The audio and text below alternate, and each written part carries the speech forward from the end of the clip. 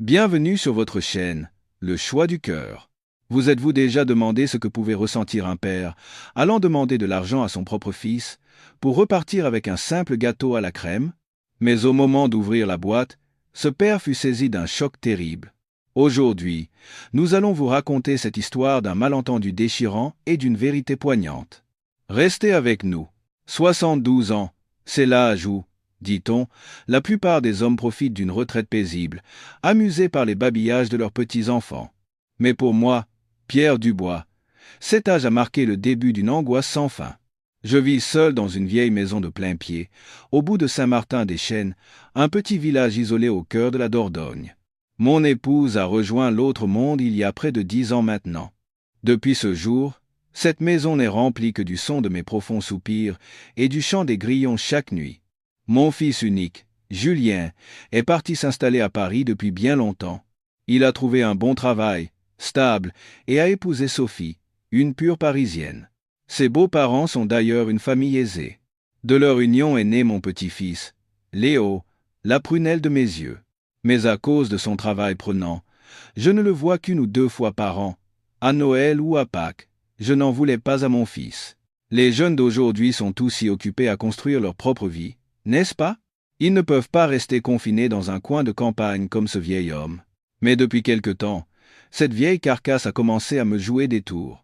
Tout a commencé par une douleur lancinante dans le côté gauche de la poitrine. Au début, c'était une gêne légère, comme une petite bête qui rampait sous ma peau avant de disparaître. Je mettais ça sur le compte de l'âge ou du mauvais temps, sans y prêter plus d'attention. L'infirmière du dispensaire du village m'a donné quelques analgésiques en me conseillant de me reposer. Mais la douleur s'intensifiait de jour en jour.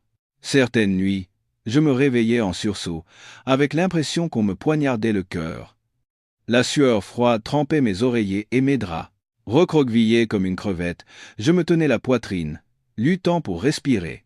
C'était comme si la faucheuse se tenait au pied de mon lit, sa faux à la main, m'attendant. À chaque fois, une solitude et une peur terrible m'envahissaient. En regardant autour de moi dans la pièce vide, seule la faible lueur de la lune, filtrant par la fenêtre, m'éclairait. Si ma femme avait été là, elle se serait précipitée, inquiète, m'aurait préparé une tisane chaude et se serait assise à mes côtés pour me frictionner la poitrine.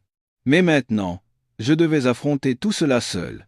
Il y a quelques jours, mon voisin, le vieux Martin, est passé me voir et, remarquant mon teint blafard, m'a demandé ce qui n'allait pas. Je lui ai parlé franchement de ma maladie. En écoutant mon histoire, le visage de Martin a changé soudainement, et il a frappé son genou. Mais Pierre, mon ami, ces symptômes, c'est exactement ce qu'avait le père Antoine, qui habitait plus haut. Lui aussi se plaignait de douleurs au cœur et d'essoufflement. Quand il est finalement allé à l'hôpital de Bordeaux, on lui a diagnostiqué une maladie coronarienne ou quelque chose comme ça, et il a dû être opéré d'urgence. Ce n'est pas une maladie à prendre à la légère, mon vieux. Va tout de suite à Paris, dans un grand hôpital, pour faire des examens sérieux. Les mots de Martin m'ont fait l'effet d'une douche froide. Maladie cardiaque. Ces deux mots pesaient lourdement sur mon esprit. Je savais très bien que ce genre de maladie coûtait une fortune. Entre les médicaments, les examens et une éventuelle opération, je ne pourrais jamais m'en sortir. J'ai sorti le vieux livret de compte que je gardais sur ma table de chevet, toute une vie à vendre les produits de mon potager et quelques poulets. Il ne me restait que 2000 €. C'était à peine suffisant pour vivre au jour le jour, je ne pouvais même pas songer à aller dans un grand hôpital. Je suis resté assis, hébété, mon esprit était un écheveau emmêlé. Que faire? Attendre la mort ici, à la maison? Je ne le voulais pas, je voulais encore vivre, voir mon petit-fils Léo grandir, voir mon fils Julien réussir encore plus. Ma première pensée fut d'appeler Julien, mais j'ai aussitôt secoué la tête. Je ne voulais pas l'inquiéter. Il travaille d'arrache-pied à Paris, avec une femme et un enfant à charge. Si je lui annonçais que j'étais malade, il laisserait tout tomber pour descendre à la campagne, et les problèmes d'argent le rongeraient. Peu, être que ma maladie n'était pas si grave. Peu, être n'était-ce qu'un mal de vieillard, amplifié par mes pensées sombres. Mais la douleur, elle, était bien réelle. Elle me tourmentait jour et nuit, me murmurant que je ne pouvais plus l'ignorer. J'ai levé les yeux vers la commode où se trouvait la photo de ma femme. Dans le cadre, elle souriait doucement. J'ai murmuré. Ma chérie, que dois-je faire maintenant? S'il te plaît, donne-moi la force de vivre encore un peu, auprès de notre fils et de notre petit-fils. Cette nuit-là, je n'ai pas fermé l'œil. Le souvenir de la souffrance du père Antoine dans ces derniers jours me hantait. Lui aussi, par souci d'économie, avait repoussé sa visite à l'hôpital. Quand ses enfants l'avaient enfin emmené, il était déjà trop tard. Je ne voulais pas connaître une fin aussi misérable. Après m'être torturé l'esprit toute la nuit, j'ai pris une décision terriblement difficile, qui blessait ma fierté de vieux père. J'irai à Paris voir Julien, mais je ne lui dirai jamais la vérité sur ma maladie. J'allais mentir. Je lui dirais que la chaudière de la maison était tombée en panne et que j'avais besoin de 1 000 € pour la réparer. 1 000 €, ce ne serait pas un fardeau trop lourd pour lui. Avec cette somme et l'argent que j'avais, je pourrais aller seul à l'hôpital. Si la maladie était bénigne, je reviendrais avec des médicaments. Si c'était grave, j'y réfléchirais à ce moment-là. Une angoisse indéfinissable pesait sur mon cœur, mais je me suis consolé ainsi.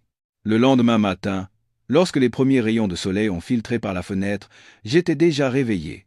La douleur à la poitrine m'avait tourmenté toute la nuit, m'empêchant de dormir. Adossé à la tête de lit, j'écoutais le chant du coq au loin. C'était un son familier et réconfortant, mais ce matin-là, il me semblait étrangement étranger. Une tristesse inexplicable m'oppressait. Même si j'avais décidé d'aller à Paris, l'hésitation et la réticence pesaient encore sur mon cœur comme un rocher. Un père qui avait trimé toute sa vie sans jamais rien demander à son enfant, obligé maintenant d'aller lui emprunter de l'argent. Même s'il ne s'agissait que de 1 000 € et que je les empruntais à mon propre fils, ma fierté d'homme et de père me faisait honte. Je me suis souvenu de l'enfance de Julien. Notre pauvreté nous obligeait, ma femme et moi, à travailler du matin au soir, le dos courbé, juste pour joindre les deux bouts. Julien était notre seul espoir. Je m'étais juré que, même si je devais mourir de faim, je l'enverrais à l'université pour qu'il réussisse. J'avais vendu la seule vache de la famille, notre unique bien, et même la bague en or héritée de ma mère, pour payer ses frais de scolarité. Le jour de sa remise de diplôme, quand il était revenu, fier, avec son parchemin rouge, j'avais pleuré. C'étaient des larmes de bonheur et de fierté. Je pensais avoir accompli mon devoir de père. Maintenant, il avait sa propre vie, une famille heureuse. Je ne voulais plus être un fardeau pour lui. Mais cette maudite maladie ne me laissait aucun répit. Je suis allé sans bruit à la cuisine. J'ai allumé le feu et préparé une bouillie claire. Mon petit déjeuner immuable depuis des décennies. Simple, mais il me tenait au corps. En mangeant, j'ai organisé mon plan. Je prendrai le premier train pour Paris. Je ne préviendrai pas Julien. J'avais peur qu'il s'inquiète et quitte son travail pour venir me chercher. Bien que je n'y sois allé qu'une seule fois pour la pendaison de crémaillère, je me souvenais encore de son adresse. C'était un immeuble de luxe, à des années-lumière de mon pauvre village. J'ai soupiré. Sophie, ma belle-fille, m'accueillerait-elle bien cette fois? Cette fille, une pure Parisienne, avait dû être élevée dans le confort. N'allait-elle pas mépriser ce beau père rustre et mal fagoté? Lors de la crémaillère, elle s'était montrée aimable et polie, mais j'avais toujours senti un mur invisible entre nous. C'était sans doute dû à nos différences de milieu et de mentalité. Après le petit déjeuner, je suis retourné dans ma chambre et j'ai ouvert ma vieille armoire en bois. J'ai sorti mes plus beaux vêtements, un costume kaki que Julien m'avait offert quelques années plus tôt. Bien qu'usé, je le gardais précieusement pour les grandes occasions. J'ai regardé mon reflet dans le miroir taché. J'avais l'air si vieux et si misérable. Des cheveux blancs, un visage ridé, des yeux cernés par le manque de sommeil. J'ai essayé de me coiffer, mais quelques mèches blanches rebelles refusaient de se laisser dompter. J'ai abandonné. De toute façon, j'étais un paysan qui avait passé sa vie les mains dans la terre. J'aurais beau me parer, je ne ressemblerai jamais à un Parisien. Dans un petit sac en toile, j'ai mis une tenue de rechange, une serviette, un baume mentholé, et toutes mes économies, les 2 000 €. J'ai enveloppé l'argent dans plusieurs couches de plastique et les fourré au fond du sac. Pour finir, je suis allé au verger cueillir une cagette de belles pommes, rainettes bien mûres. C'était le fruit préféré de Julien depuis son enfance. J'espérais que ce modeste cadeau de la campagne lui ferait plaisir. Avant de partir, j'ai bien fermé la maison et demandé au vieux Martin de jeter un œil. Martin m'a regardé d'un air inquiet. « Tu es sûr que tu peux y aller seul ? Je peux appeler Julien pour qu'il vienne te chercher. » Je me suis empressé de refuser. « Non, non, ça va. Je vais juste prendre l'air quelques jours. Ce n'est rien de grave. Ne dis rien à Julien. Je veux lui faire la surprise. » Je devais mentir ainsi, ne voulant révéler ma misérable situation à personne.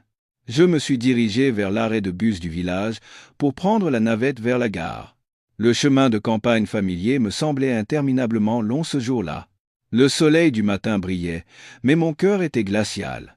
J'ai tourné la tête pour regarder une dernière fois ma maison et mon potager verdoyant. Une émotion indescriptible a surgi en moi. Pourrais-je un jour revenir ici en bonne santé ? Ou était-ce le dernier paysage que je verrais ? J'ai frissonné, essayant de chasser ces pensées funestes. Pour moi, et pour Julien, je devais être fort. Le TGV était bondé et bruyant. Je me suis assis tout au fond, près de la fenêtre, serrant mon sac en toile contre moi. Le train s'est mis en marche avec une secousse, m'emportant loin de ma terre natale vers une ville inconnue. L'avenir était brumeux, et je ne pouvais confier mon angoisse à personne. Après plus de 4 heures de voyage, le train est enfin entré en gare Montparnasse, à Paris. À peine descendu, j'ai été assailli par l'agitation et le bruit de la capitale. Le vacarme des klaxons, les rires des gens, les cris des vendeurs ambulants se mêlaient en un brouhaha assourdissant. Les gaz d'échappement de milliers de voitures et de scooters me coupaient le souffle et me faisaient tousser. Pour un vieux paysan qui n'avait respiré que l'air pur de la campagne, il était même difficile de respirer. Je me suis tenu dans un coin, serrant mon sac, et j'ai regardé, hébété, la foule qui passait en coup de vent. Tout le monde semblait pressé, et personne ne prêtait attention à un vieil homme à l'allure provinciale comme moi. J'ai sorti de ma poche le papier froissé, où était notée l'adresse de Julien.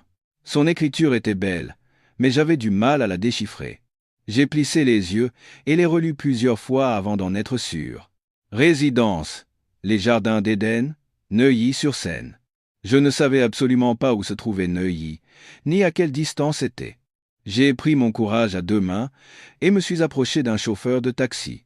Il m'a toisé de haut en bas et m'a annoncé un prix à peine croyable. « Mon bon monsieur, pour aller là-bas, il faudra compter 50 €. 50 €. À la campagne, c'est ce que je gagne en plusieurs jours de travail. » J'ai secoué la tête vivement et bafouillé. « Ah, non, c'est trop cher. » Il a ricané et a détourné la tête sans un mot. Mon cœur s'est serré. Les gens de Paris étaient-ils donc si froids et calculateurs ? J'ai décidé de prendre le métro pour économiser de l'argent. Après avoir demandé mon chemin à plusieurs personnes, j'ai enfin trouvé la station. Heureusement, une jeune étudiante sympathique m'a aidé. Elle m'a expliqué quelle ligne prendre et où descendre. Elle m'a même écrit le nom de la station d'arrivée sur un autre papier.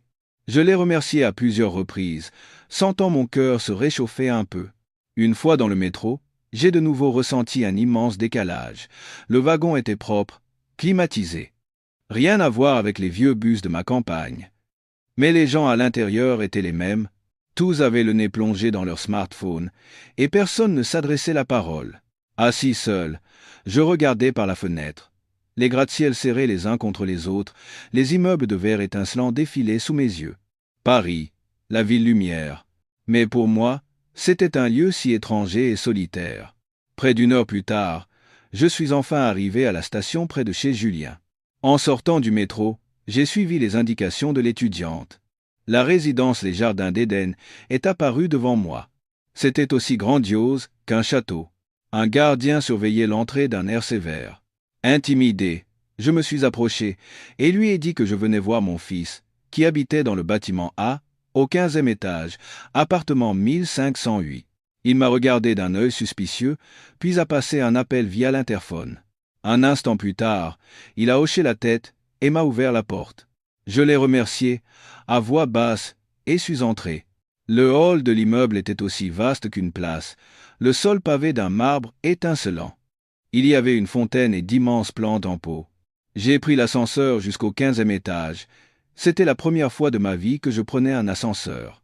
La sensation de monter m'a fait battre le cœur et trembler les jambes. J'ai enfin trouvé le 1508. La porte d'entrée, d'un marron foncé et d'apparence robuste, semblait d'un luxe incomparable à côté de la porte en bambou grinçant de ma maison. J'ai pris une profonde inspiration et j'ai sonné. Un ding-dong joyeux a retenti. J'ai attendu devant la porte, le cœur anxieux. Quelques secondes plus tard, la porte s'est ouverte et Julien est apparu. Il semblait plus grand et plus mûr que la dernière fois. Il portait des vêtements d'intérieur confortables et a semblé très surpris de me voir. « Papa, mais qu'est-ce que tu fais là ?» Sans même prévenir, sa voix était quelque peu forcée et son expression surprise m'a attristé. Je m'attendais à ce que mon fils se réjouisse de me voir, qu'il me serre dans ses bras. Mais je n'ai été accueilli que par de la stupéfaction. Entendant le bruit, Sophie est sortie de la cuisine en courant. En me voyant, ses yeux se sont écarquillés, tout comme ceux de son mari. « Beau papa, quand êtes-vous arrivé ?» J'ai forcé un sourire et dit d'une voix rauque. « Oui, je suis venu pour quelques jours, pour vous voir et voir le petit. Sur la route, je vous ai cueilli quelques pommes du verger. » J'ai tendu la cagette vers eux. Julien l'a prise précipitamment. « Oh, papa, il ne fallait pas, vous auriez pu venir les mains vides. Ne portez pas des choses aussi lourdes. Entrez, je vous en prie. » Sophie s'est empressée de me tendre des chaussons d'intérieur. J'ai baissé les yeux sur mes pieds. J'avais honte de mes vieilles sandales en caoutchouc, couvertes de poussière. Je suis entré dans l'appartement, maladroit, comme un invité non désiré. Leur appartement était magnifique, impeccable. Tout était parfaitement rangé, mais étrangement, j'ai ressenti une atmosphère froide et distante. C'était probablement parce que je n'appartenais pas à ce monde. J'ai posé le pied avec précaution dans l'appartement de mon fils, chaque pas était empreint d'hésitation et de gêne. Les chaussons moelleux que ma belle-fille m'avait donnés étaient très confortables, mais je me sentais encore plus mal à l'aise. Habitué à marcher pieds nus ou avec de rigides sabots en caoutchouc toute ma vie, ces chaussons doux me donnaient l'impression irréelle de marcher sur un nuage. Le sol du salon était carrelé de blanc, si propre qu'il brillait comme un miroir. J'ai machinalement baissé les yeux sur mon costume kaki. J'avais choisi mes plus beaux habits, mais ils s'étaient froissés et salis pendant le long voyage. Je me sentais comme une tache d'encre noire sur une toile blanche immaculée. « Papa, asseyez-vous là, reposez-vous un peu. Je vous apporte un verre d'eau, » dit Julien en désignant un grand canapé au centre du salon. Le canapé, recouvert de cuir crème, avait l'air luxueux et cher. Je n'osais pas m'asseoir, j'avais peur de le salir. J'ai tapoté mon pantalon avec mes mains avant de m'asseoir timidement sur le bord du canapé, le dos droit, sans même m'adosser. Sophie est revenue de la cuisine avec un verre de jus d'orange frais. « Tenez, beau papa, vous devez être fatigué du voyage. » J'ai pris le verre à la hâte, mes mains tremblaient légèrement. « Merci, ma petite. Fatigué ? Pas du tout, le train était confortable. » J'ai menti. En réalité, j'étais épuisé. La douleur à la poitrine me tourmentait sourdement, et le mal des transports s'y ajoutant, ma tête tournait. Mais je ne voulais pas qu'il le sache. Je ne voulais pas être un fardeau. J'ai bu une gorgée de jus d'orange. Le goût frais et sucré a un peu apaisé, ma gorge sèche. J'ai regardé autour de moi dans le salon. Tout était nouveau et moderne. Une télévision à écran plat de la taille d'une fenêtre, une chaîne hi-fi imposante, et des peintures abstraites que je ne comprenais pas du tout. Tout respirait la richesse et l'abondance. J'étais heureux au fond de moi que mon fils mène une vie sans foi, 1000 fois meilleure que la mienne. Mais en même temps, je sentais le mur invisible entre nous s'élever de plus en plus. Son monde était désormais si différent du mien. Je me suis soudain senti si petit et si provincial. Et notre petit Léo, où est-il ? Ai-je demandé, essayant de trouver un sujet de conversation pour briser l'atmosphère pesante. Il fait la sieste dans sa chambre, beau papa. Il va bientôt se réveiller, répondit poliment Sophie. Julien a ajouté, il a commencé l'école maternelle récemment. Il est moins capricieux et bien plus sage qu'avant. Entendre parler de mon petit-fils a réchauffé mon cœur. C'était le seul lien qui me rattachait à cette petite famille. J'avais hâte de le voir, de le prendre dans mes bras. Mais en même temps, une légère inquiétude m'a saisi. Se souviendrait-il de moi ? La dernière fois que je l'avais vu, c'était à Noël dernier, il n'avait que 3 ans. Les enfants oublient vite. Peu. Être avait-il déjà oublié ce vieux grand-père. Pendant que j'étais perdu dans mes pensées, Julien et Sophie, assis en face de moi, sont restés silencieux. L'atmosphère est devenue étouffante. Eux non plus ne semblaient pas savoir quoi me dire. Je sentais leur embarras. Ma visite impromptue avait sans doute perturbé leur quotidien tranquille. Un regret m'a envahi. J'aurais dû appeler avant. Je n'aurais pas dû venir. Mais maintenant que j'étais là, je ne pouvais pas repartir sur le champ. Je devais demander l'argent. Mais comment aborder le sujet? Ma gorge était nouée, et les mots qui m'arrivaient aux lèvres étaient ravalés. Dans une situation aussi gênante, il m'était impossible de prononcer ces mots. J'aurais eu l'air si pitoyable. C'est à ce moment-là que des pleurs d'enfants ont éclaté dans la chambre. Sophie s'est levée précipitamment. Léo a dû se réveiller. Je vais voir.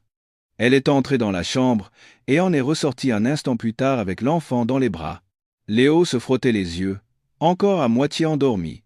En me voyant, cet inconnu, il a froncé les sourcils puis a éclaté en sanglots, appelant sa mère. Mon cœur s'est serré, comme si quelqu'un le broyait. Mon petit-fils ne me reconnaissait vraiment pas. Après que Sophie l'ait longuement consolé, il a cessé de pleurer mais est resté agrippé au cou de sa mère, n'osant pas me regarder en face. Julien a eu un rire gêné. Il est un peu timide avec les inconnus. Ça fait longtemps qu'il ne vous a pas vu, papa. Il a dû oublier son grand-père. Les mots de Julien m'ont transpercé comme une lame. J'ai forcé un sourire, mais il devait être plus grimaçant qu'autre chose. Ce n'est rien, ce n'est rien. Les enfants sont comme ça. On va réapprendre à se connaître. Je disais cela, mais l'amertume et la tristesse montaient en moi. Même mon petit-fils, que j'aimais tant, m'était devenu étranger. J'étais vraiment devenu un étranger au sein de ma propre famille. L'atmosphère gênante du salon s'est poursuivie jusqu'au dîner. Sophie était une excellente maîtresse de maison. En un clin d'œil, elle a préparé un repas somptueux, avec des plats que je ne voyais même pas une fois par an à la campagne. Crevettes sautées à l'ail, un bar en croûte de sel, un bœuf bourguignon et des légumes verts croquants. L'odeur délicieuse emplissait la maison, mais étrangement, je n'avais pas d'appétit. Assis à cette table élégante, mangeant dans de la porcelaine blanche, je me sentais mal à l'aise et artificiel.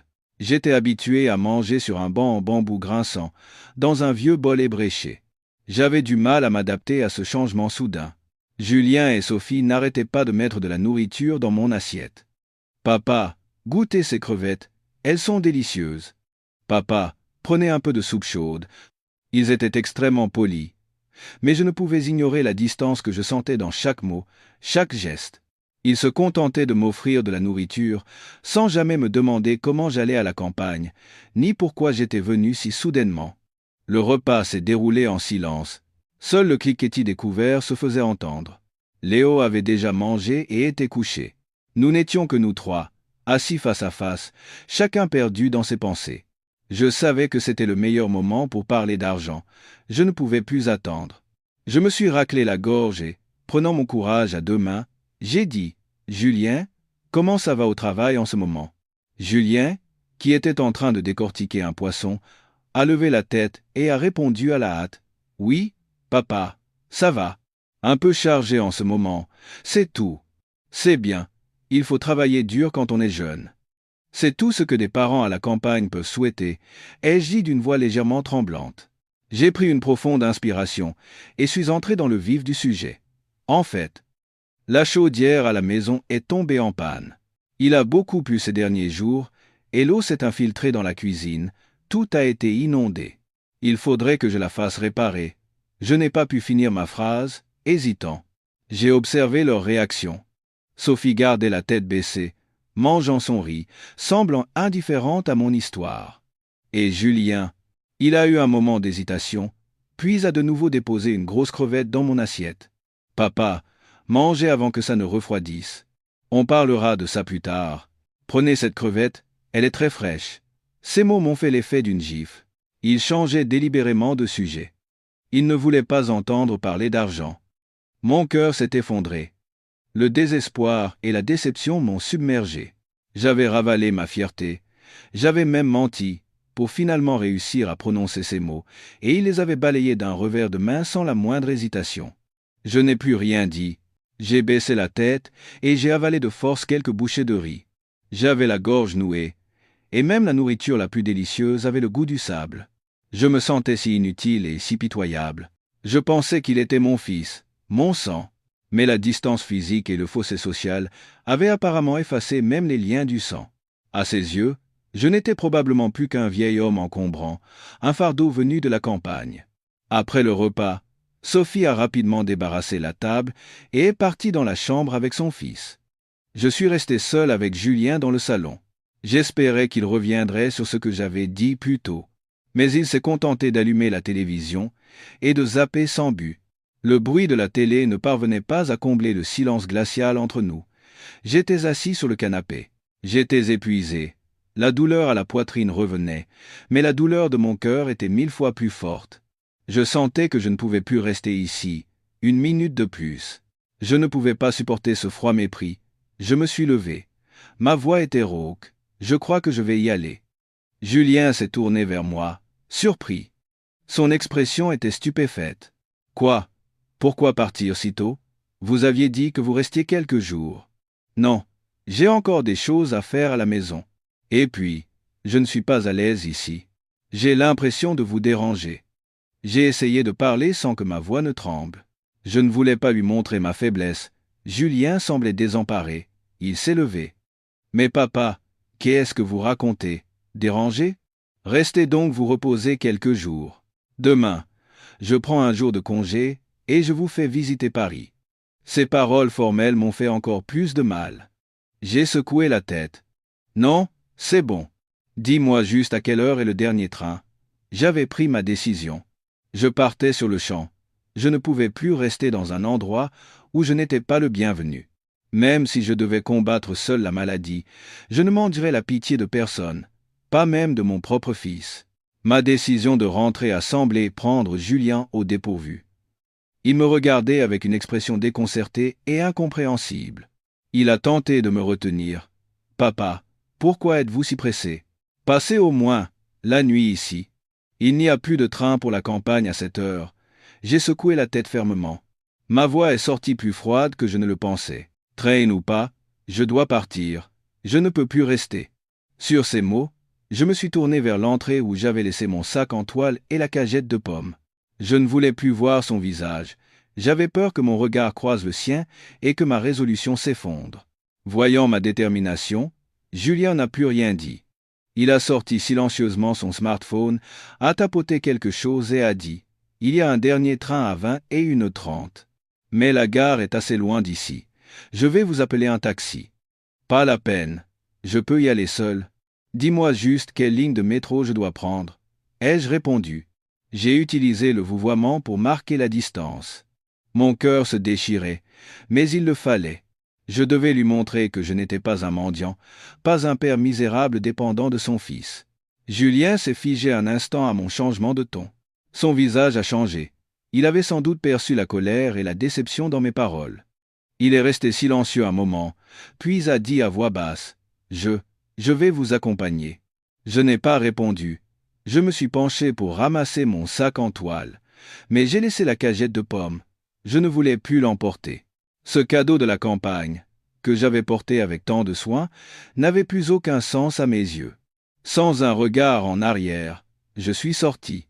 Derrière moi, j'ai entendu les pas précipités de Julien. « Papa, papa !» Sa voix résonnait dans mon dos. Elle semblait désespérée, mais je ne me suis pas arrêté. Je suis entré dans l'ascenseur et j'ai appuyé sur le bouton du rez-de-chaussée. Alors que les portes se fermaient lentement, la silhouette de Julien est devenue floue. Il se tenait là, cloué sur place, l'air anéanti. En sortant de l'immeuble luxueux, la nuit parisienne m'a enveloppé. Les néons multicolores clignotaient sans cesse, m'éblouissant. Le bruit de la ville était toujours aussi assourdissant, mais mon cœur était vide. Une solitude terrible, comme je n'en avais jamais ressenti, a envahi mon âme. J'avais trop espéré. Je croyais que, même si le monde changeait, l'amour entre un père et son fils était immuable. Mais je m'étais trompé. Julien, le fils que j'avais tant aimé, était devenu un étranger. Il avait sa propre vie, son propre monde, et il n'y avait pas de place pour un vieux provincial comme moi. Ces paroles pendant le dîner résonnaient dans ma tête. « Papa, mangez avant que ça ne refroidisse. On parlera de ça plus tard. » Il ne m'avait même pas laissé la chance de finir ma phrase. Il avait rejeté ma demande si froidement. Avait-il peur que je perturbe sa vie? Pensait-il que j'étais venu mendier de l'argent? Ou est-ce que Sophie, sa femme, avait dit du mal de moi pour qu'il me traite ainsi? Des milliers de questions tourbillonnaient dans ma tête, me donnant une migraine atroce. En marchant, perdu dans mes pensées, les larmes ont coulé d'elles-mêmes sur mes joues ridées. Je ne pleurais pas parce que je n'avais pas eu l'argent. Je pleurais à cause de l'indifférence et de la froideur de l'enfant que j'avais mis au monde et élevé. Un vieux dicton dit que l'amour d'un parent pour son enfant est comme l'océan, tandis que l'amour d'un enfant pour son parent se mesure à la cuillère. Comme ce dicton s'appliquait bien à ma situation. J'ai erré dans les rues de Paris, sans but. Je ne voulais pas aller directement à la gare. J'avais besoin de temps pour ruminer ma douleur. Je me suis assis sur un banc et j'ai regardé les gens passer. Ils passaient sans me voir. Personne ne prêtait attention à un vieil homme pleurant seul. Dans cette immense ville, je n'étais qu'un grain de sable anonyme, un étranger sans personne sur qui compter. La douleur à la poitrine a recommencé à me tourmenter.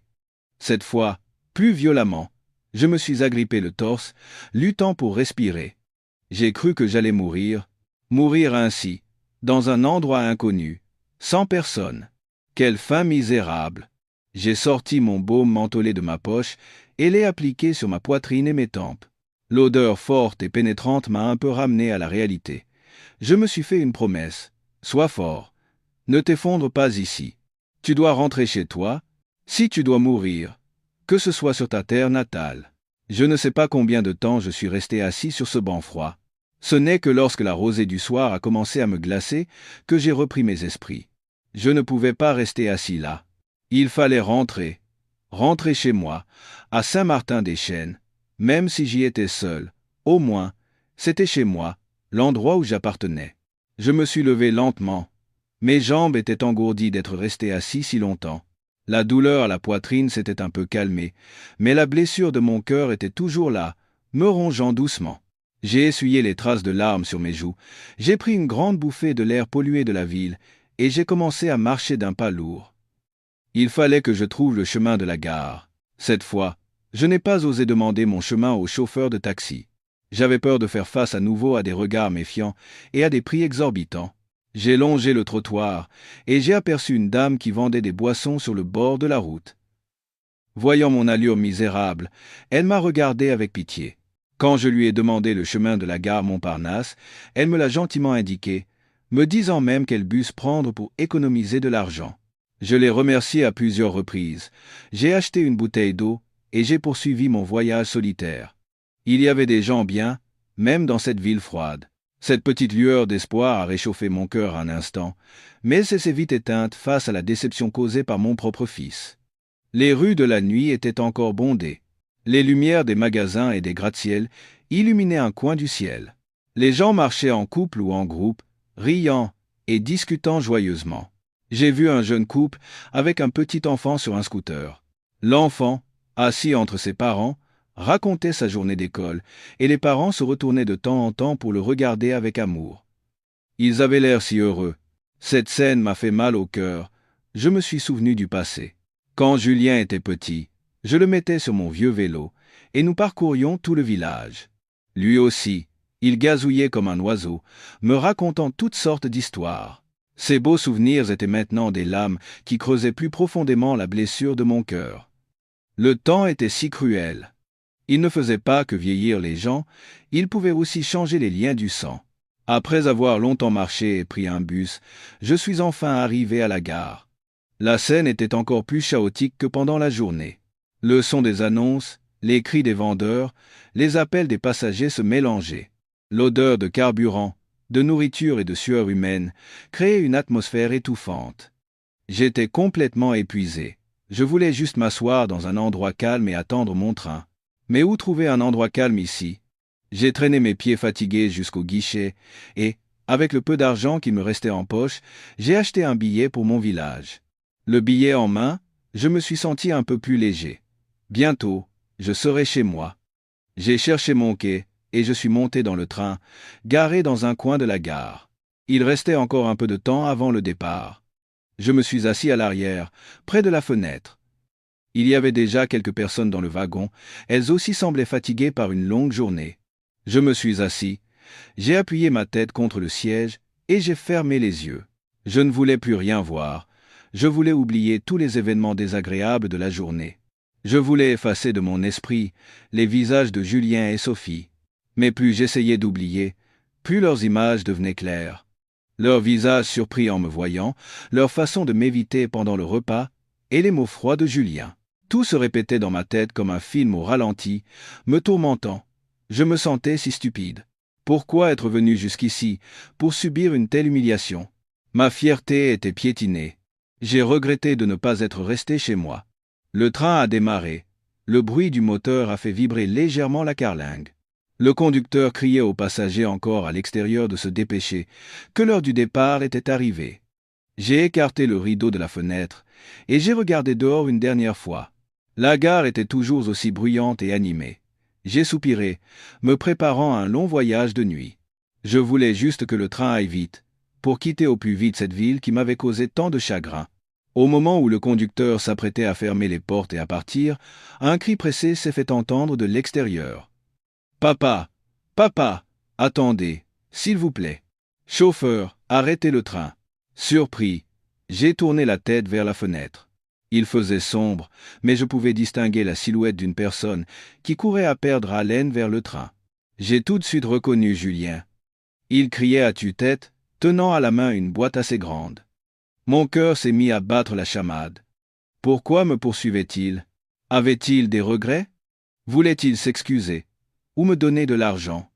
Une faible lueur d'espoir s'est ravivée dans mon cœur, mais elle a vite été étouffée par le doute.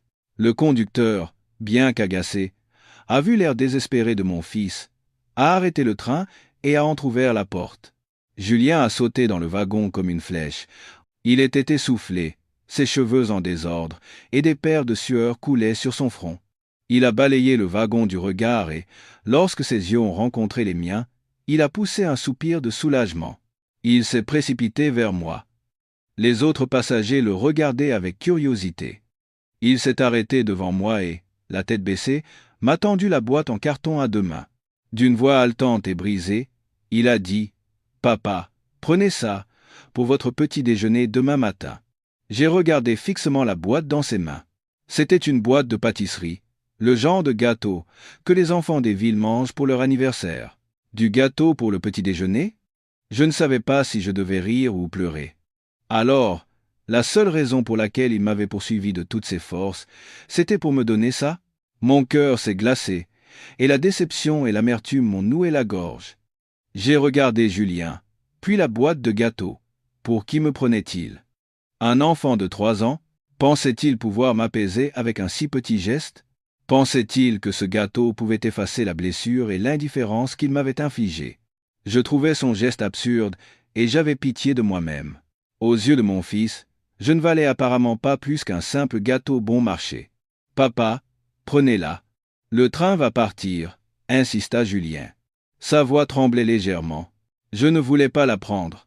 Ma fierté ne me permettait pas d'accepter un cadeau qui ressemblait tant à de la pitié. Mais en voyant son air misérable et en sentant les regards des autres passagers sur nous, je ne pouvais pas l'humilier davantage. À contre-cœur, j'ai tendu la main et j'ai pris la boîte de gâteaux. Elle était légère, comme si elle était vide. Sans un mot de remerciement, je l'ai posée silencieusement sur le siège à côté de moi. Julien me regardait. Son regard était complexe. Il semblait avoir autre chose à dire, mais il a refermé la bouche. C'est alors que le conducteur, perdant patience, a crié « Alors, vous partez ou pas? Si vous ne partez pas, descendez vite. On a une vie, nous aussi. » Julien, surpris, m'a dit à la hâte « Papa, faites attention à vous en rentrant. » Avant même d'avoir fini sa phrase, il s'est retourné et est descendu précipitamment du train. La porte s'est refermée avec un claquement, et le train a quitté la gare avec une secousse. Par la fenêtre, j'ai vu Julien, cloué sur place, regarder le train disparaître dans le flot de circulation. J'ai détourné la tête, je ne voulais plus voir. J'ai serré contre moi la boîte de gâteaux, légère comme une plume. Une amertume et une tristesse terrible ont envahi mon âme. Mon fils avait mis fin à ce voyage humiliant pour son père en le distrayant avec un gâteau. Le train, qui a cahoté toute la nuit, m'a déposé à l'entrée de mon village avant le lever du jour. Le hameau était plongé dans une brume légère et un silence profond. Je suis descendu et j'ai pris une grande bouffée d'air frais matinal. Cet air n'avait rien à voir avec les gaz d'échappement étouffants de la ville. Il a apaisé ma poitrine, mais n'a pas réussi à laver la tristesse accumulée dans mon cœur. J'ai marché d'un pas lourd sur le chemin de terre familier. Je tenais toujours la boîte de gâteaux que Julien m'avait donnée.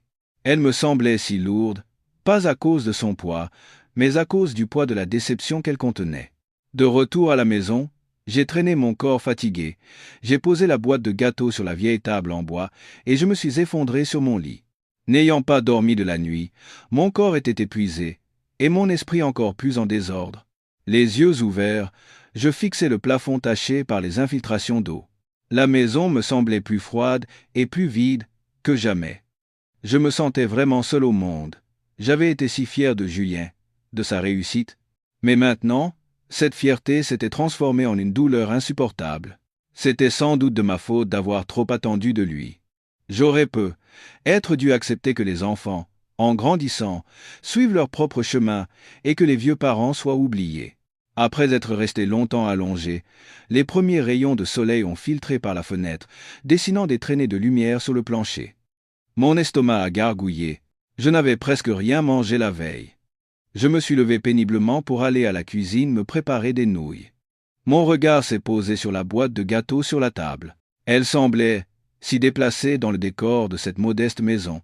L'agacement m'a envahi. J'ai eu envie de la jeter par la fenêtre, mais une autre pensée m'est venue.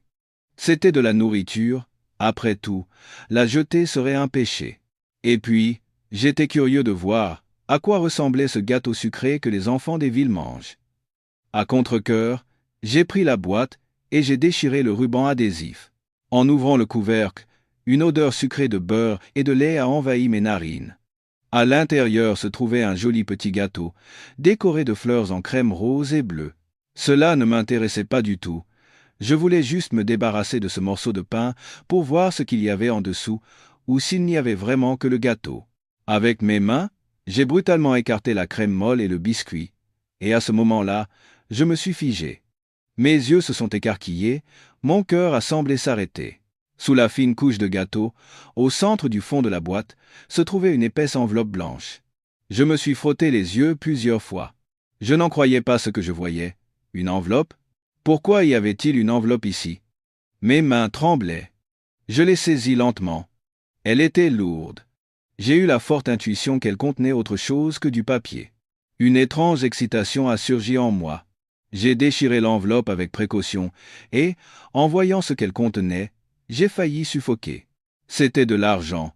Une épaisse liasse de billets, tous des billets de 50 €, soigneusement rangés et maintenus par un élastique. Je me suis affalé sur une chaise. Les deux mains serrant la liasse, ma tête tournait. Qu'est-ce que c'était que ça? Pourquoi y avait-il autant d'argent dans une boîte de gâteaux? Y avait-il une erreur? Ou est-ce que je rêvais? Je me suis pincé fort la cuisse. J'ai eu mal. C'était la réalité. J'étais cloué sur ma chaise en bois. Mes mains serraient toujours la liasse de billets, mais ma tête était complètement vide. La fatigue, la faim, la tristesse, toutes les sensations avaient disparu, ne laissant que le choc et la confusion. J'ai regardé la liasse, puis la boîte de gâteaux que j'avais abîmée, essayant de reconstituer le puzzle. Julien m'avait donné cette boîte. Mais pourquoi avoir fait ça? Pourquoi ne pas m'avoir donné l'argent directement, mais le cacher si secrètement dans une boîte de gâteaux? Des questions sans réponse tourbillonnaient dans ma tête, me rendant encore plus confus. Une angoisse m'a soudain saisi, et si Julien était mêlé à des affaires illégales et me donnait cet argent en cachette, j'ai frissonné à cette pensée. Impossible. Je connais mon fils mieux que personne. Depuis son enfance, il a toujours été bon et honnête, il ne ferait jamais de mal. Il ne restait donc qu'une seule possibilité, il avait dû se tromper. Être que cette boîte de gâteaux et cet argent étaient destinés à quelqu'un d'autre, un partenaire commercial important par exemple. Dans la précipitation à la gare, il avait dû me la donner par erreur. Cette pensée m'a fait suer à grosses gouttes, c'était une somme énorme. Si je l'avais reçue par erreur, Julien aurait de gros problèmes. Il fallait la lui rendre tout de suite. D'une main tremblante, j'ai enlevé l'élastique et j'ai commencé à compter l'argent. 1, 2, 3 billets. J'ai recompté plusieurs fois pour être sûr. 200 billets. Un total de 10 000 euros. 10 000 euros. J'ai eu le vertige. C'était 10 fois la somme que j'étais venu emprunter. Comment Julien avait-il pu faire une telle erreur? Ma confusion n'a fait que grandir. Je ne pouvais plus rester assis. Il fallait que je l'appelle tout de suite pour lui demander des explications. J'ai cherché frénétiquement mon vieux téléphone à clapet. Où l'avais-je mis? J'ai fouillé mon sac en toile, ma table de chevet, l'intérieur de l'armoire. Finalement, je l'ai trouvé coincé sous le lit. J'avais dû le faire tomber sans m'en rendre compte, épuisé. D'une main tremblante, j'ai composé le numéro de Julien. Ce numéro si familier, pourquoi était-il si difficile à composer aujourd'hui? Je me suis trompé plusieurs fois, j'ai effacé et recommencé. Mon cœur battait comme un tambour. Je ne savais pas quoi lui dire. Comment lui parler de cet argent? Après quelques sonneries angoissantes, une voix s'est enfin fait entendre. « Allô, papa, vous êtes bien rentré ?» La voix de Julien, à l'autre bout du fil, semblait inquiète et pressée, différente de son attitude froide de la veille. Mais pour l'instant, je n'avais pas le temps de m'en préoccuper. J'ai presque crié. Ma voix était brisée par l'émotion et l'excitation. « Julien, tu t'es trompé d'envoi. L'argent. Il y a énormément d'argent dans la boîte de gâteaux. » J'ai parlé d'une traite, sans respirer, de peur qu'il ne raccroche. Il y a eu un silence à l'autre bout du fil. J'ai cru entendre sa respiration lourde, puis il a parlé. Sa voix, tremblante et rauque, n'avait plus rien de l'assurance d'un adulte. « Papa, vous l'avez ouverte. Je suis désolé, papa. Ce n'est pas une erreur. Cet argent, c'est pour vos frais d'hôpital, de la part de Sophie et moi. » Frais d'hôpital. Mes oreilles bourdonnaient. De quoi parlait-il? Comment savait-il que j'étais malade? Se pouvait-il que le vieux Martin l'ait appelé? Alors que je lui avais tant recommandé de ne rien dire. Des milliers de questions ont de nouveau envahi ma tête. Je n'ai pas pu répondre, et j'ai bafouillé. Qu'est-ce que tu racontes? Quelle maladie? Votre maladie de cœur, papa? N'essayez plus de le cacher. La voix de Julien, à l'autre bout du fil, a éclaté en sanglots. Hier, quand vous avez parlé de la chaudière, j'ai senti que quelque chose n'allait pas. Vous ne nous avez jamais demandé un centime de toute votre vie. Votre regard était si triste et si inquiet. Vous n'aviez pas bonne mine, et vous vous touchiez souvent la poitrine. J'ai su qu'il y avait quelque chose. J'étais anéanti. Je n'aurais jamais cru qu'il aurait pu deviner ma maladie à partir de si petits gestes. J'avais tant essayé de le cacher, mais je n'avais pas pu tromper son regard. D'une voix pleine de regrets et de remords, il a poursuivi. Après que vous soyez parti en colère, j'étais si inquiet. Je ne pouvais pas rester sans rien faire, alors j'ai appelé le vieux Martin pour prendre de vos nouvelles. Et il m'a tout dit. Que vous souffriez de douleurs à la poitrine depuis longtemps, qu'il vous avait conseillé d'aller à l'hôpital, mais que vous aviez repoussé à cause de l'argent. Papa, je suis vraiment un mauvais fils. Pendant que vous étiez si malade, je ne savais rien. Pendant que vous veniez seul à Paris, en mentant pour emprunter de l'argent pour l'hôpital, moi, je vivais confortablement ici, mangeant et dormant bien. Je ne mérite pas d'être votre fils. Chaque mot qu'il prononçait me piquait le cœur comme une aiguille. Mais cette fois, ça ne faisait pas mal. Au contraire, une étrange chaleur s'est répandue dans tout mon corps. Il n'avait pas été indifférent.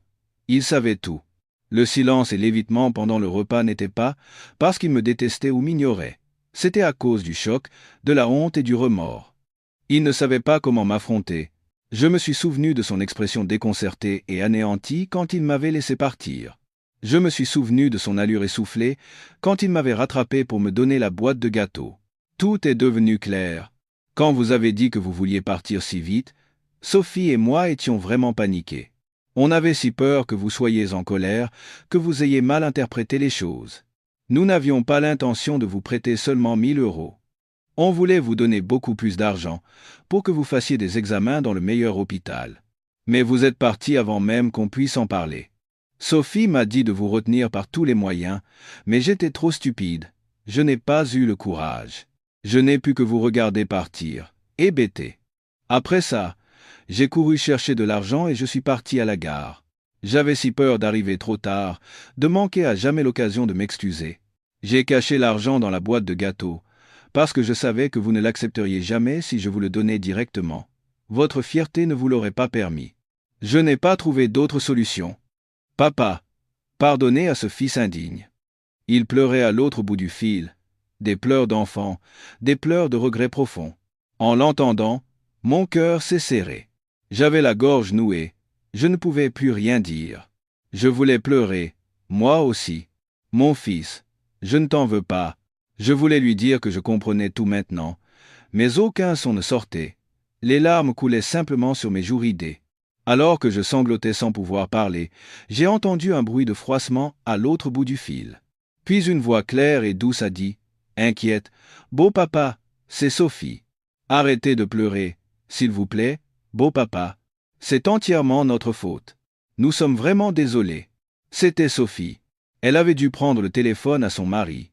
En entendant sa voix, j'ai été un peu surpris. J'avais toujours senti un mur entre elle et moi. Mais maintenant, sa voix à travers le téléphone me semblait étrangement chaude et proche. « Beau papa, ne vous inquiétez pas du tout pour l'argent. C'est notre façon de vous montrer notre amour. Votre santé est ce qu'il y a de plus important. On en a déjà parlé tous les deux. Demain. Non, cet après-midi. On prend des congés et on descend tout de suite à la campagne pour venir vous chercher. On va vous emmener dans le plus grand hôpital de Paris pour un bilan complet. Vous devez nous écouter. Vous ne pouvez pas refuser. » Ses paroles étaient douces mais fermes. Elles ne me laissaient aucune chance de m'opposer. D'une voix légèrement tremblante, elle a poursuivi, essayant de retenir son émotion. « En fait, hier, en vous voyant, j'ai été très choqué. Vous étiez si maigre, si affaibli. J'étais si inquiète, mais je n'ai pas eu le courage de vous le demander directement, de peur de vous contrarier. J'ai reproché à Julien de ne pas prendre soin de votre santé, de ne pas vous appeler plus souvent. Lui aussi a été rongé par le remords toute la nuit. On n'a pas dormi de la nuit, hier, à cause de l'inquiétude pour vous. Je suis la belle-fille de cette maison, et j'ai laissé mon beau-père souffrir seul, faire tout ce chemin pour venir jusqu'ici. Je suis vraiment désolé envers vous, et envers votre défunte épouse aussi. » En mentionnant ma femme, une nouvelle vague d'émotions m'a submergé. C'était une si bonne fille. Elle ne pensait pas seulement à moi, mais aussi à sa belle-mère déjà partie. Si ma femme au ciel savait cela, elle pourrait sûrement reposer en paix. J'avais craint que cette Parisienne ne comprenne pas son beau-père provincial. Mais je m'étais trompé, complètement trompé. Son attention n'était ni fausse, ni formelle. Elle venait du cœur d'une belle fille dévouée. « Beau papa, reposez-vous bien à la maison. Ne faites surtout pas de travaux pénibles dans le potager. Laissez-nous tout faire. Quand on arrivera cet après-midi, je vous préparerai un bon dîner. D'accord, beau papa? Ne vous inquiétez de rien. Maintenant, nous sommes là. » Ces paroles chaleureuses et attentionnées ont coulé dans mon cœur gelé comme un cours d'eau tiède, lavant toute la tristesse et le chagrin que j'avais ressentis. Je n'étais plus seul. Je savais que j'avais encore une famille, un endroit où me reposer. Je ne savais plus quoi dire. Face à la sincérité de mes enfants, tous les mots semblaient superflus. Je tenais juste le téléphone, écoutant la voix chaleureuse de ma belle-fille, et je pleurais. Mais cette fois, ce n'étaient pas des larmes de chagrin et d'abandon. C'étaient des larmes de bonheur, des larmes d'une émotion intense qui jaillissait en réalisant à quel point j'étais aimé. Je les avais mal jugés. Ce terrible malentendu avait failli briser le lien entre un père et son fils.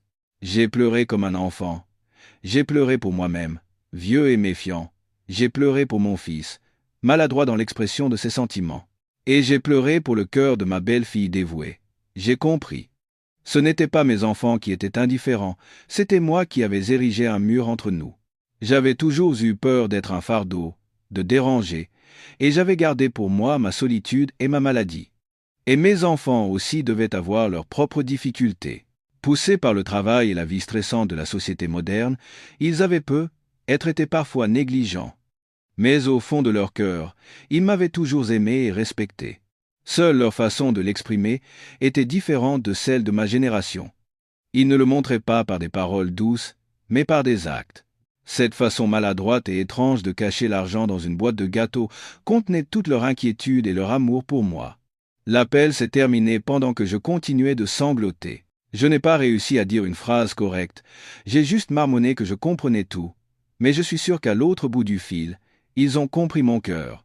J'ai raccroché et je suis resté assis, hébété. Le soleil du matin entrait par la fenêtre, illuminant toute la maison. Elle ne me semblait plus froide et sombre. Elle me semblait chaude et paisible. J'ai levé les yeux vers la commode où se trouvait la photo de ma femme. Elle souriait toujours doucement. Je lui ai murmuré « Ma chérie, on ne s'est pas trompé. Notre Julien a bien grandi. Et on a une si bonne belle-fille. Maintenant, tu peux reposer en paix. » J'ai regardé la liasse de billets dans ma main. Elle ne me semblait plus lourde. Ce n'était pas seulement de l'argent, c'était de l'amour, la dévotion de mes enfants. Avec cet argent, je vais me soigner. Je dois vivre. Vivre en bonne santé pour leur rendre leur amour. Je dois rester plus longtemps à leur côté. L'inquiétude de la maladie, la peur de la mort semblaient avoir disparu. À la place, la foi et l'espoir en l'avenir ont surgi. Un avenir où je n'aurai plus à combattre seul la solitude et la maladie de la vieillesse. Un avenir où mon fils, ma belle-fille et mon petit-fils seraient à mes côtés pour m'aimer et prendre soin de moi. À cette pensée, un sourire heureux s'est dessiné sur mes lèvres. Le premier sourire, après une longue tristesse. Comme promis, en début d'après-midi, la voiture rutilante de Julien s'est arrêtée devant le portail de ma maison. Tout le village de Saint-Martin-des-Chênes était en émoi. Il était rare de voir une voiture particulière dans ce quartier modeste, alors tout le monde regardait par la fenêtre avec curiosité. Assis sur le perron depuis le matin, j'ai vu la voiture de mon fils, et je me suis levé d'un bond, ravi. Les portières se sont ouvertes, et Julien et Sophie sont sortis précipitamment. Ils avaient l'air fatigués du voyage, mais leurs yeux étaient remplis de joie et d'inquiétude. « Papa, on est là !» Julien a presque couru vers moi et m'a serré fort dans ses bras. Cette étreinte, contrairement à l'attitude gênée et distante de la veille, était vraiment forte et chaleureuse. Je lui ai tapoté le dos. J'avais les larmes aux yeux. Sophie est arrivée en courant, les mains chargées de sacs. En me voyant, ses yeux étaient légèrement rougis. « Beau papa, vous n'êtes pas trop fatigué? Vous avez mangé? Je vous ai apporté une soupe de poisson pour vous redonner des forces. » En disant cela, elle a ouvert un thermos et l'odeur savoureuse de la soupe s'est répandue. J'ai fait un geste de la main. « C'est bon, j'ai mangé. C'est vous qui devez être fatigué du voyage. Entrez vite vous reposer. » Léo a suivi en trottinant. Cette fois, il n'avait plus peur de moi. Il s'est agrippé à mon pantalon et, levant ses yeux ronds vers moi, a murmuré « Papi, papi ». Cet appel maladroit a irrigué mon âme desséchée comme une source fraîche. Je me suis penché et l'ai soulevé dans mes bras. L'enfant a éclaté de rire et a entouré mon cou de ses bras. À cet instant, toute ma tristesse et mon inquiétude se sont dissipées comme neige au soleil. Ils ne m'ont pas laissé de répit. Après avoir rapidement rangé leurs affaires, Julien a insisté. « Papa, on part tout de suite. J'ai pris rendez-vous à l'hôpital à Paris. Il faut se dépêcher pour ne pas être en retard. » Je n'ai pas hésité et j'ai hoché la tête. C'était la deuxième fois que je partais pour Paris en 2 jours, mais mon humeur était aux antipodes. Cette fois, je ne me sentais plus seul ni exclu. Assis à l'arrière, mon petit-fils dans les bras, je regardais mon fils conduire avec assurance. Assise à côté de lui, ma belle-fille se retournait de temps en temps pour me demander si je n'étais pas fatigué, si je n'avais pas besoin d'eau. Je me sentais l'homme le plus heureux du monde. L'hôpital de Paris n'avait rien à voir avec le dispensaire de mon village. C'était aussi grand, propre et moderne qu'un palais. Il y avait beaucoup de monde, mais tout était ordonné, personne ne criait ni ne resquillait. J'étais un peu impressionné et nerveux, mais Julien et Sophie étaient toujours à mes côtés. Ils se sont occupés de toutes les formalités et m'ont emmené de salle en salle pour divers examens. Électrocardiogramme, échographie cardiaque, radiographie, prise de sang. Je n'avais qu'à rester assis, ils s'occupaient de tout, voir mon fils courir partout, voir ma belle-fille toujours à mes côtés avec une bouteille d'eau et une serviette, c'était à la fois touchant et émouvant. Le médecin qui m'a examiné était jeune, mais semblait très compétent.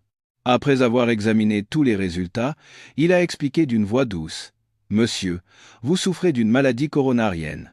Les vaisseaux qui alimentent votre cœur en sang se sont considérablement rétrécis, ce qui provoque des douleurs thoraciques.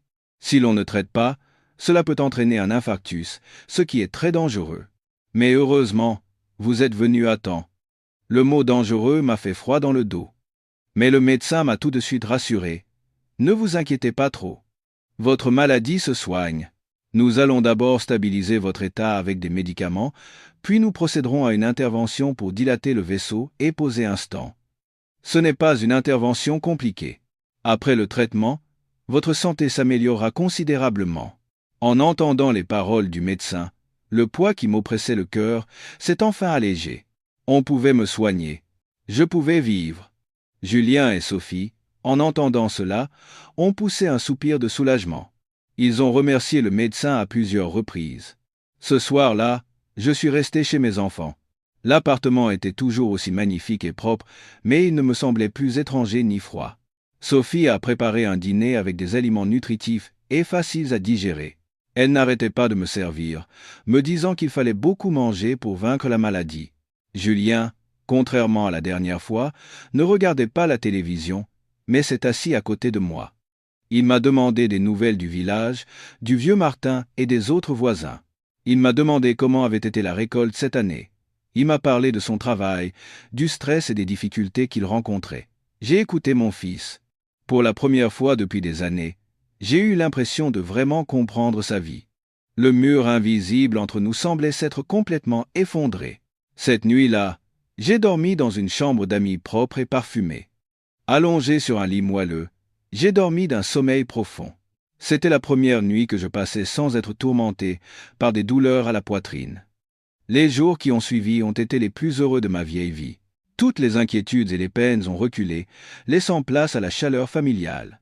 J'ai été soigné avec un dévouement total par mes enfants. Sophie était vraiment une belle fille dévouée.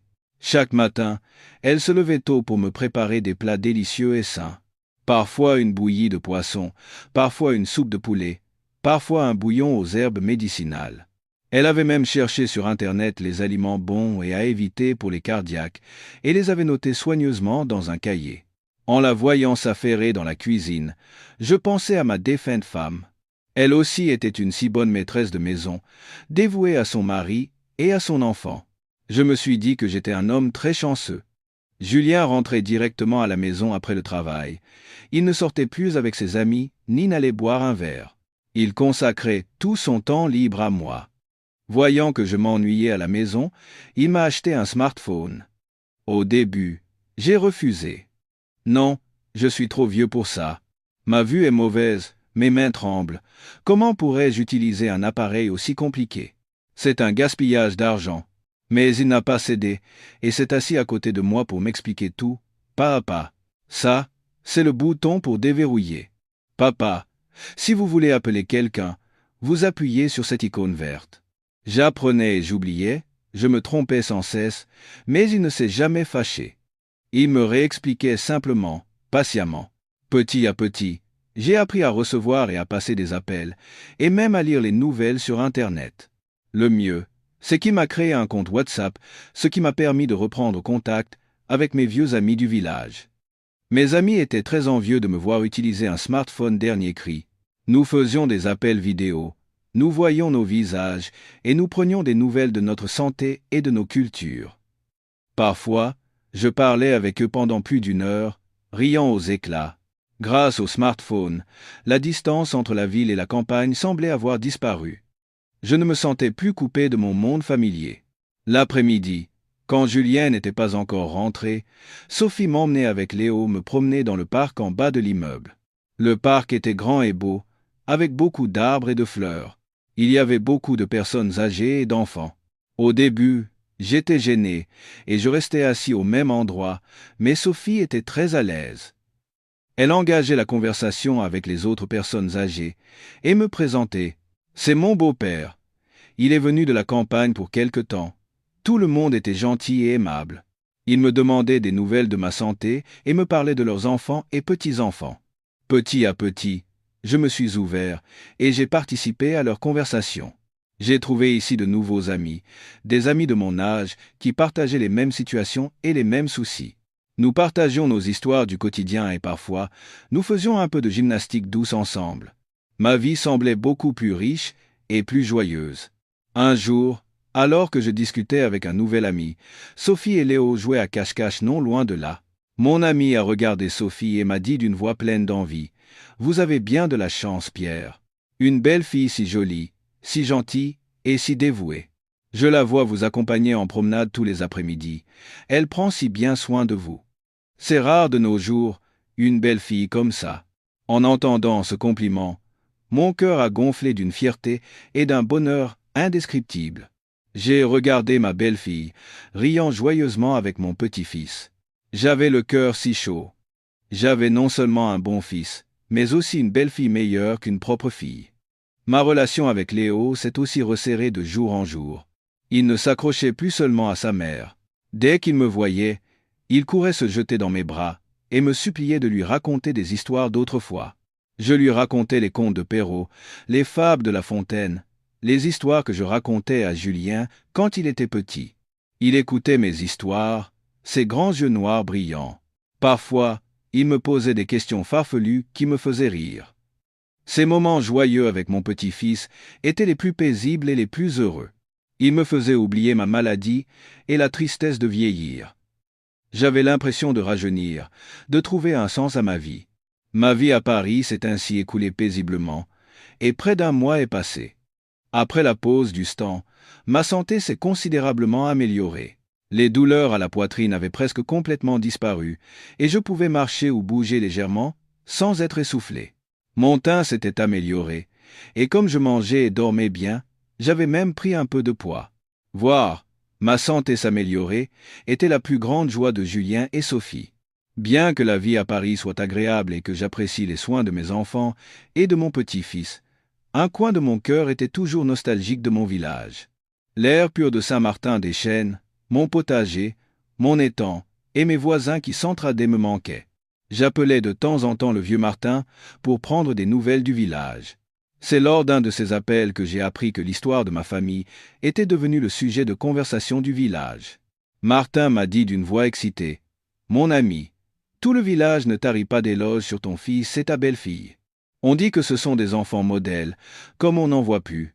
L'histoire de comment ils sont descendus en urgence te chercher dès qu'ils ont su que tu étais malade pour te faire soigner à Paris, tout le monde la connaît à Saint-Martin.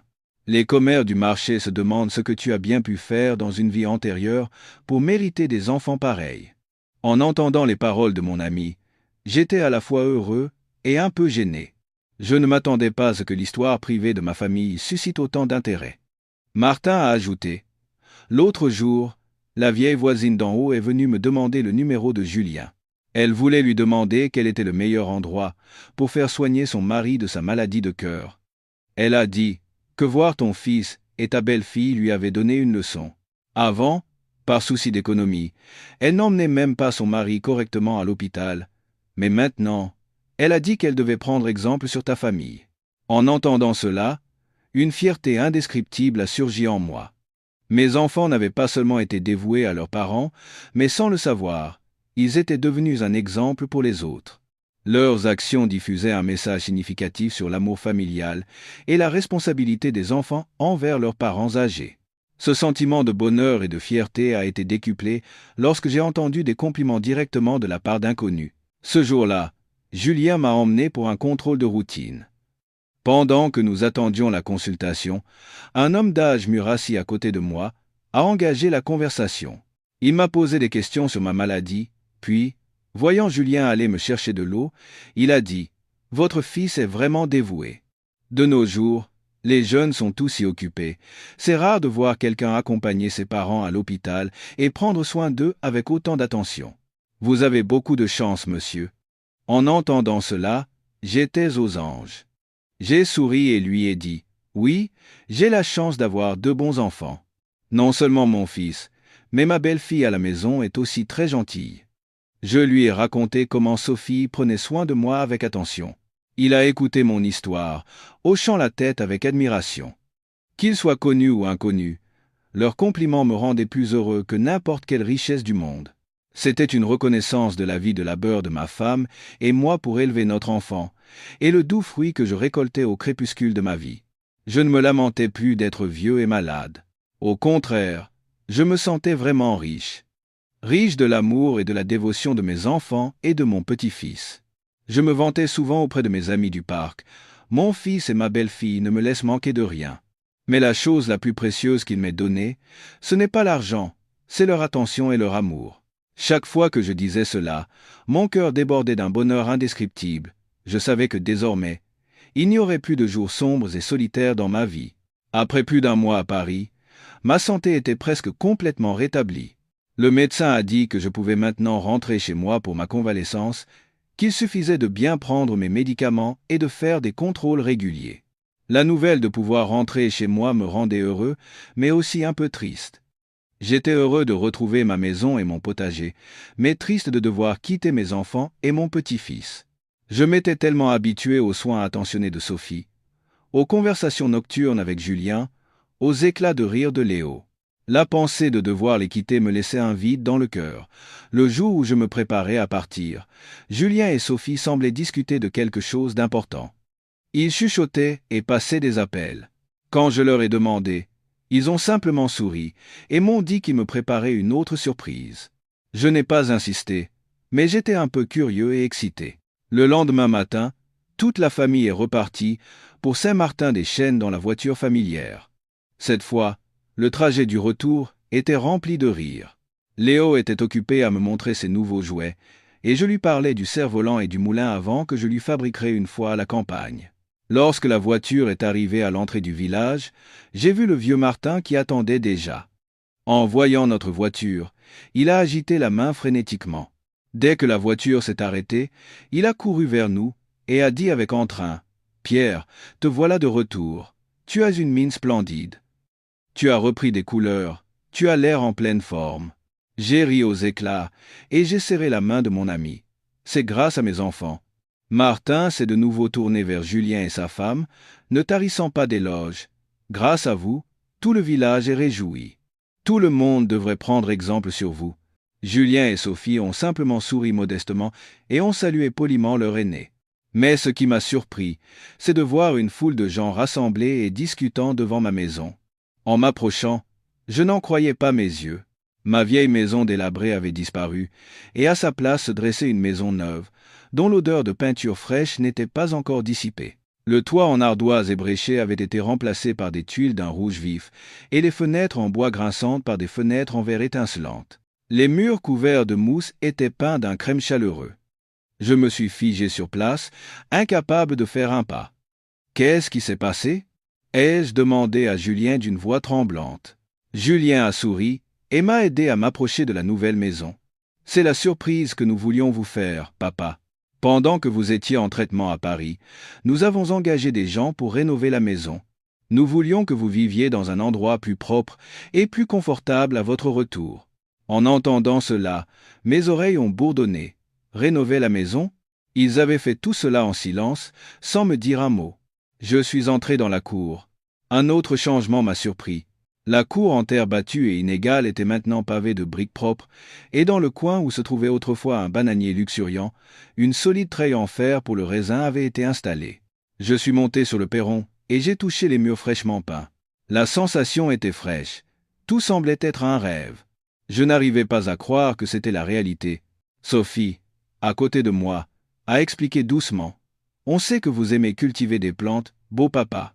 Cette treille, c'était mon idée.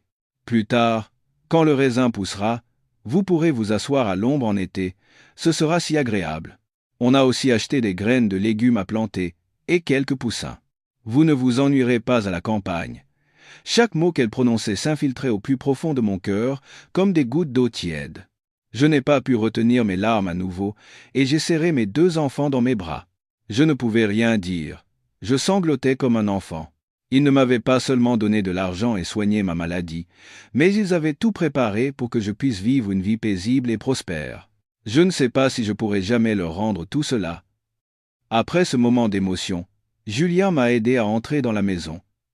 L'intérieur m'a encore plus surpris. Non seulement l'extérieur, mais tous les meubles à l'intérieur avaient été remplacés.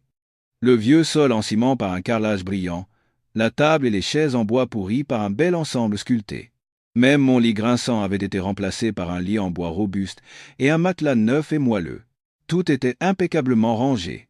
Bien que ce soit toujours une maison de plain-pied, elle semblait maintenant beaucoup plus confortable et pratique. J'ai fait le tour de la maison, toujours émerveillé. Le vieux Martin et les autres voisins sont entrés pour visiter, s'exclamant d'admiration.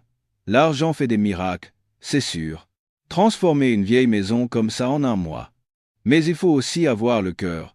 Julien et sa femme prennent si bien soin de Pierre, c'est merveilleux. En entendant les gens parler, mes épaules se sont redressées de fierté. Ce soir-là, nous avons eu une pendaison de crémaillère chaleureuse. Sophie a de nouveau montré ses talents culinaires et a préparé un festin. Nous avons invité le vieux Martin et avons passé un moment joyeux ensemble. Pendant le repas, Julien a parlé calmement de leur projet. Papa, en fait, la rénovation de cette maison, c'est quelque chose que nous avions prévu depuis longtemps. Ce n'est pas une décision soudaine. Je l'ai regardé, surpris. Il a poursuivi. Nous savons que même si Paris est plus pratique, votre cœur est toujours ici, avec votre terre. Nous ne voulons pas que vous viviez dans un endroit inconfortable par obligation. C'est pourquoi nous avons rénové cette maison, pour que vous puissiez vivre dans un endroit aussi propre et agréable qu'à Paris. Il s'est arrêté un instant, m'a regardé droit dans les yeux et a dit quelque chose qui m'a encore plus surpris. À partir de maintenant, papa, vous pouvez décider où vous voulez vivre. Si vous préférez la campagne, vous pouvez rester ici, cultiver votre potager, passer du temps avec vos voisins. Et quand nous ou votre petit-fils vous manquerez, ou que vous devrez aller à l'hôpital, il suffira d'un coup de fil. Nous viendrons tout de suite vous chercher. Votre chambre à Paris sera toujours libre.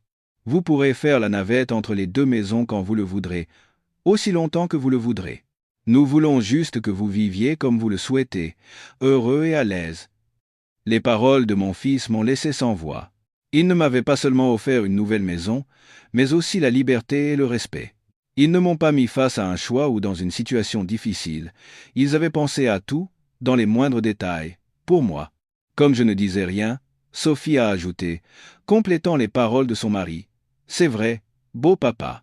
Pensez simplement que vous avez deux maisons, une à la campagne, une à Paris. Et peut être que celle de la campagne est encore mieux. J'ai déjà tout prévu. Tous les week-ends, nous descendrons ici. Je vous aiderai au potager. Je donnerai à manger aux poules. Julien s'occupera de la treille. On va faire de ce potager une petite ferme. Léo aussi adora courir ici, respirer l'air pur. En entendant cela, mon cœur s'est rempli de bonheur. L'avenir que ma belle-fille décrivait était si beau. Une vie alliant la tranquillité de la campagne et la présence constante de mes enfants et de mon petit-fils. Que pouvais-je demander de plus? J'avais craint de finir ma vie dans la solitude et la maladie. Mais maintenant, mes enfants m'avaient assuré un avenir serein. Ils ne s'occupaient pas seulement de mes besoins matériels, mais aussi de ma vie spirituelle. J'ai regardé les deux enfants devant moi.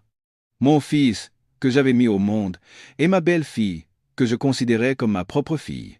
Je me suis dit que j'étais le père le plus chanceux du monde. Je n'avais pas à choisir. Là où ils étaient, c'était chez moi. Julien et sa femme sont restés 2 jours de plus avec moi pendant le week-end. Ces 2 jours ont été courts, mais remplis de rires et de joie. Comme l'avait dit Sophie, ils ont commencé à s'occuper de mon potager. Julien, un cadre qui n'avait jamais touché qu'à des dossiers et des ordinateurs, retroussait maintenant son pantalon, creusait la terre et préparait les plates-bandes pour les semailles. Sophie, sans se soucier de la saleté, a nettoyé le vieux poulailler et a lâché les poussins qu'ils avaient achetés. Léo était fou de joie. Il courait dans tout le potager, poursuivant les poussins ou jouant dans la terre, le visage barbouillé. Voir les 3 générations travailler et jouer ensemble dans le petit potager a réchauffé mon cœur d'une manière étrange. Les voisins qui passaient nous regardaient avec envie, disant que notre maison était toujours en fête. Pendant ces 2 jours, mes enfants ont tout rangé dans la maison de manière propre et efficace. Ils m'ont acheté un petit réfrigérateur pour conserver la nourriture, une bouilloire électrique et une nouvelle télévision pour que je ne m'ennuie pas. Ils n'arrêtaient pas de me faire la leçon, de prendre mes médicaments à l'heure, à manger sainement et à me coucher tôt. Leur attention était si méticuleuse que j'avais parfois l'impression d'être un enfant et qu'ils étaient mes parents. Mais cela ne me dérangeait pas du tout. Au contraire, j'étais si heureux d'être aimé et soigné par mes enfants. Puis l'heure est venue pour eux de retourner au travail. Le dimanche soir, après le dîner, Julien a chargé les bagages dans la voiture. Cette séparation n'était pas aussi lourde ou triste que les précédentes, juste un peu de regret. Sophie m'a pris la main et m'a recommandé « Papa, faites attention à vous à la maison. S'il vous manque des médicaments, appelez-nous tout de suite, on vous les enverra. On reviendra le week-end prochain. » Léo s'est agrippé à ma jambe, les larmes aux yeux. « Je veux pas partir, je veux rester avec papy. » Il a fallu que je le console longtemps, lui promettant de lui fabriquer un très grand cerf-volant la semaine suivante, pour enfin le faire monter dans la voiture. J'ai accompagné mes enfants jusqu'à la sortie du village. Je ne suis pas resté devant le portail, je voulais marcher un peu plus avec eux, prolonger, ne serait-ce que de quelques instants, le temps passé avec eux. Lorsque la voiture a démarré, Julien a baissé la vitre et a crié « Papa, rentrez. Il va bientôt faire nuit. On revient le week-end prochain. » J'ai hoché la tête et je leur ai fait signe de la main. Je suis resté à la sortie du village, regardant la voiture disparaître complètement au bout de la route. Le crépuscule orangé colorait le monde, c'était si paisible. Cette fois, je ne me sentais plus seul ni vide. Mon cœur était rempli d'une étrange chaleur et d'une paix profonde. Je savais que même s'ils étaient loin, leur cœur était toujours tourné vers moi. Et mon cœur, lui aussi, suivait toujours leurs pas. La distance géographique n'était plus un obstacle. Elle ne faisait que rendre nos moments ensemble encore plus précieux. Je me suis retourné et j'ai marché lentement vers ma maison. Les lumières étaient allumées, elles semblaient si accueillantes.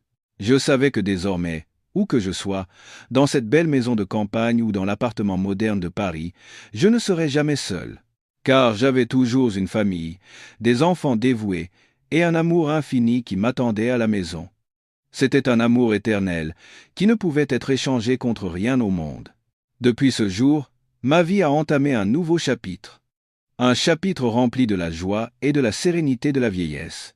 Je n'avais plus à vivre seul dans une maison froide, ni à m'inquiéter de douleurs soudaines à la poitrine ou de problèmes d'argent. Ma vie était désormais riche, tant matériellement que spirituellement. Comme promis, Julien et sa femme venaient me voir tous les week-ends. Leur voiture de luxe était devenue un spectacle familier pour les habitants de Saint-Martin-des-Chênes. Le vendredi après-midi, j'allais à l'entrée du village pour les attendre, et le lundi matin, je les raccompagnais. Ces brèves rencontres et séparations n'étaient plus une source de tristesse, mais une petite attente et une joie dans mon quotidien. Chaque fois qu'ils venaient, ils apportaient toutes sortes de cadeaux de Paris. Du lait, des biscuits ou des collations nutritives préparées par Sophie elle-même. Ils ne me laissaient jamais faire de travaux pénibles. Julien labourait le champ et réparait la clôture, et Sophie s'occupait de la cuisine et de la lessive. Ils ont transformé mes week-ends en journées animées, où les rires ne cessaient jamais. Sur la treille installée dans la cour, les feuilles vertes commençaient à pousser. Les légumes plantés par Sophie poussaient vigoureusement, et les poussins, devenus grands, pondaient des œufs tous les jours. J'avais quelque chose à faire tous les jours. Arroser les plantes, nourrir les poules, enlever les mauvaises herbes. Ce léger travail physique me faisait sentir que j'étais encore en bonne santé et utile. De temps en temps, je récoltais des légumes frais et des œufs que je distribuais au vieux Martin et aux voisins. Grâce à cela, les liens de voisinage se sont resserrés. Je n'étais plus gêné par le smartphone, je l'utilisais maintenant avec une certaine aisance. Chaque jour, je faisais des appels vidéo avec mes enfants et mon petit-fils.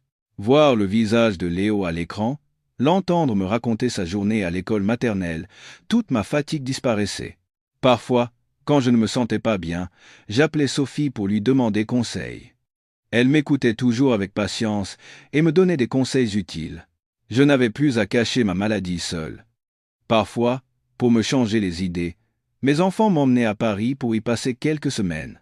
Je me promenais de nouveau dans le parc, je revoyais mes amis parisiens et je profitais des jeux de mon petit-fils. Ma vie était une vie bénie, alternant entre la tranquillité de la campagne et l'animation de la ville. Je sentais que je menais une vie vraiment chanceuse et satisfaisante. Les gens du village disaient tous que j'avais de la chance, mais je leur répondais toujours, ce n'est pas de la chance, c'est que j'ai des enfants réfléchis, qui connaissent leurs devoirs. Ils ne m'ont pas seulement donné de l'argent, mais quelque chose de plus important, la compréhension, le respect et un amour sincère. Et moi aussi, j'ai appris quelque chose. C'est que les vieux parents doivent aussi apprendre à être des personnes âgées heureuses. Essayer de rester en bonne santé, trouver de petites joies par soi-même, et surtout, ne pas être un fardeau ou une gêne pour ses enfants. L'attention et la compréhension doivent venir des deux côtés. C'est seulement ainsi que la famille peut être un véritable refuge et que les membres de toutes les générations peuvent vivre en harmonie et heureux. C'est la leçon la plus précieuse que j'ai apprise au crépuscule de ma vie.